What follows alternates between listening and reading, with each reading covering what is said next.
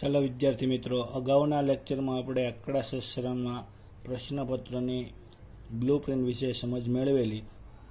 આજે આપણે ભાગ 1નું ચેપ્ટર નંબર 1 શરૂ કરીએ. ચેપ્ટર નંબર 1નું નામ છે સૂચકાંક. ટોટલ તમને સમજાવ્યું હતું. સૂચકાંક ચેપ્ટર છે એ 12 માર્કમાં પૂછાતું હોય છે, 12 ગુણમાં. બોર્ડના પ્રશ્નપત્રમાં આ તમારું ચેપ્ટર છે એ કઈ રીતે પૂછાતું હોય છે જોઈએ તો વિભાગ, પ્રશ્ન ક્રમાંક અને ગુણ. તો વિભાગ એમાં પ્રશ્ન ક્રમાંક પહેલો આવશે, ગુણ 1 રહેશે. વિભાગ બીમાં પ્રશ્ન ક્રમાંક 11 આવશે, એનો ગુણ 1 રહેશે. વિભાગ સીમાં પ્રશ્ન ક્રમાંક 21 આવશે, એનો ગુણ 2 રહેશે. વિભાગ ડીમાં પ્રશ્ન ક્રમાંક 31 આવશે, એનો ગુણ 3 રહેશે. વિભાગ ઈમાંથી પૂછાતું નથી. વિભાગ એફ પ્રશ્ન ક્રમાંક 43, 5 ગુણ. આ રીતે ટોટલ તમારું ચેપ્ટર 12 ગુણમાં પૂછાતું હોય છે. તો આ રીતે 12 ગુણમાં પૂછાતું હોય છે. જોઈએ આપણે ચેપ્ટર નંબર 1ના સૂત્ર વિશે થોડી સમજણ મેળવીએ. સૂત્રોમાં પહેલું સૂત્ર છે સૂચકાંક. તો સૂચકાંકનું સૂત્ર જોઈએ તો ચાલુ વર્ષની કિંમત છેદમાં આધાર વર્ષની કિંમત ગુણ્યા 100. ચાલુ વર્ષની કિંમત છેદમાં આધાર વર્ષની કિંમત ગુણ્યા 100. અથવા બીજી રીતે પરીક્ષામાં લખવું હોય તો લખાય.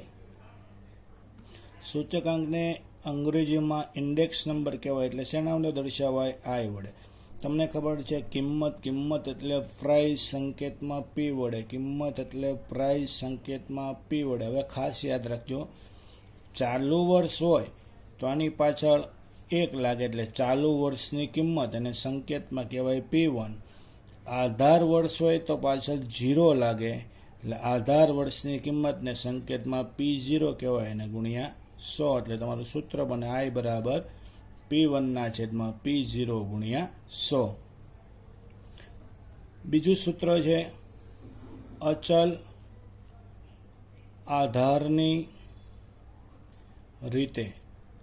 તો તમને પરીક્ષામાં પૂછાય અચલ આધારની રીતે સૂચકાંક શોધો. તો અચલ આધારની રીતે સૂચકાંકનું સૂત્ર, સૂચકાંક બરાબર ઉપર જે સૂત્ર છે એવું જ છે, ચાલુ વર્ષની કિંમત છેદમાં આધાર વર્ષની કિંમત ગુણ્યા 100. ઉપર તમે જ્યારે દાખલો ગણતા છો ત્યારે દાખલામાં તમને 2 વર્ષ જ આપ્યા છે, અને અહીંયા તમે અચલ આધારની રીતે દાખલો ગણતા છો ત્યારે દાખલામાં તમને ઘણા બધા વર્ષ આપેલા હશે. અને અહીંયા તમારે ખાસ નોંધ યાદ રાખવાની છે કે આધાર વર્ષનો સૂચકાંક હંમેશા 100 લેવો. યાદ રાખજો, પરીક્ષામાં આધાર વર્ષનો સૂચકાંક કેટલો હોય 1 ગુણમાં પૂછાય. તો આધાર વર્ષનો સૂચકાંક હંમેશા કેટલો લેવો? 100 લેવો. અચલ આધારની રીતે 2 પ્રકારના દાખલા આવશે. ઘણીવાર તમને દાખલામાં આધાર વર્ષ કયું લેવું એ આપેલું છે.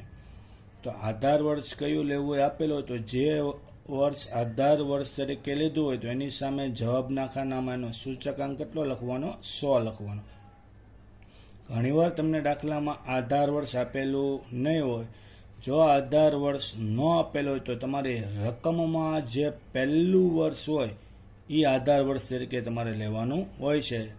તો કાંઈ ન કીધું હોય તો પહેલું વર્ષ આધાર વર્ષ, તો એના ખાનામાં જવાબમાં એનો સૂચકાંક કેટલો લખવાનો?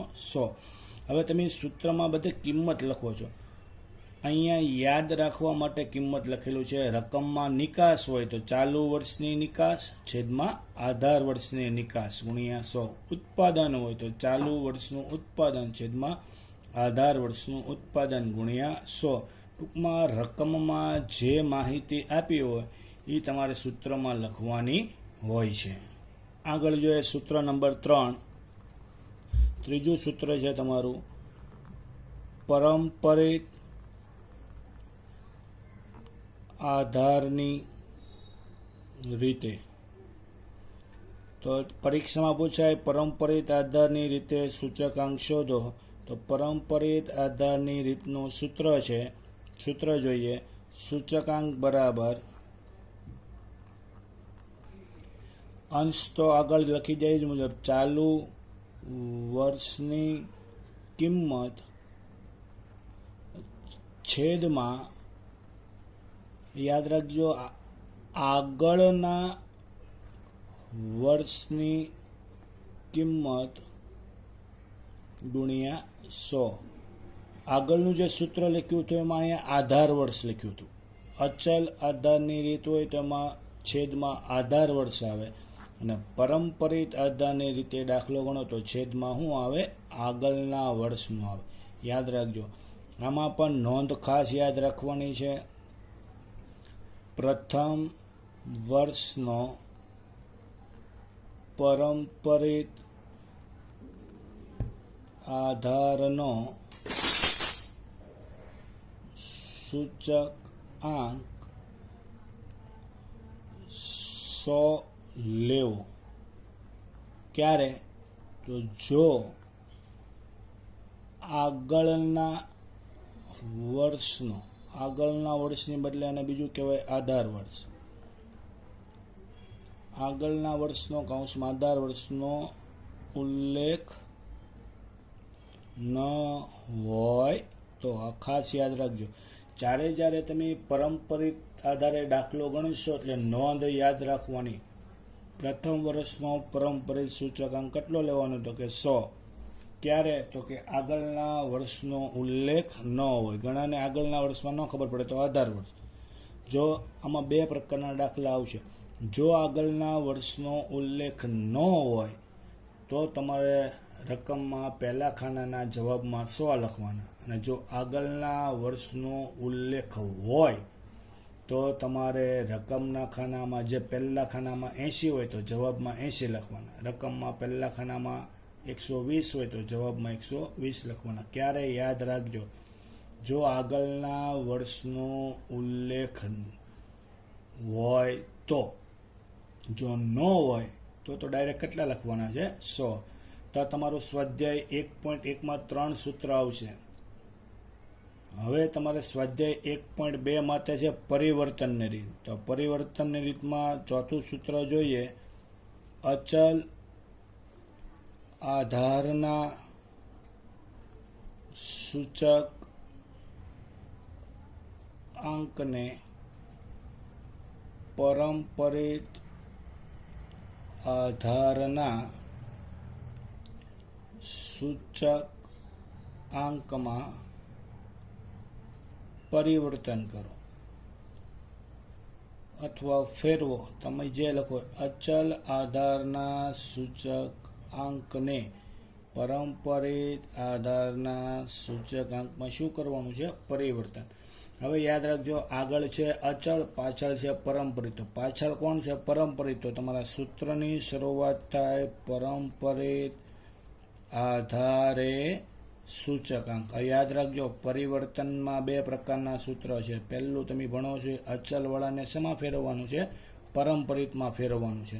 તો પાછળ કોણ છે? પરંપરિત. તો સૂત્રની શરૂઆત થાય પરંપરિત આધારે સૂચકાંક. આગળ કોણ છે? તો કે અચળ. તો લખાય ચાલુ વર્ષનો અચલ આધારે સૂચકાંક છેદમાં આગળના વર્ષનો અચલ આધારે સૂચકાંક ગુણ્યા શું આવશે 100 લખવાનું ભૂલાય નહીં. હવે તમે જોઈ શકો છો ખાલી પરંપરિતનું સૂત્ર છે અને આ અચલમાંથી પરંપરિત છે. તો શરૂઆત તમે ક્યાંથી કરી? પરંપરિત. તો અહીંયા શરૂઆત ક્યાંથી કરી? પરંપરિત. તો પરંપરિતથી જ્યારે શરૂઆત થતી હોય એટલે નોંધ અહીંયા જે છે એ જ લાગુ પડે. અહીંયા પણ અહીંયા કઈ રીતે ગણો છો? તો કે જો પરંપરિત, અહીંયા અચળવાળાને પરંપરિતમાં ફેરવો છો.